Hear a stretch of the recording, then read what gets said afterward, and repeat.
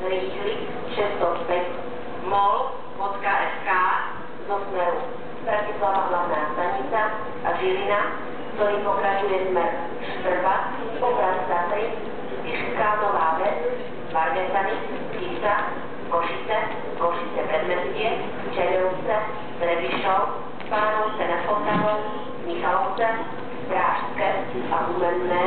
Pravidelný odchod 13 hodín 55 minút, išiel na Kodaj 2.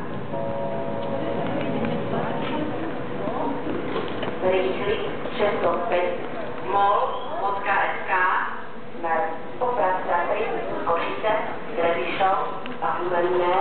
Pravidelný odchod 13 hodín 55 minút, stojí na Kodaj 2.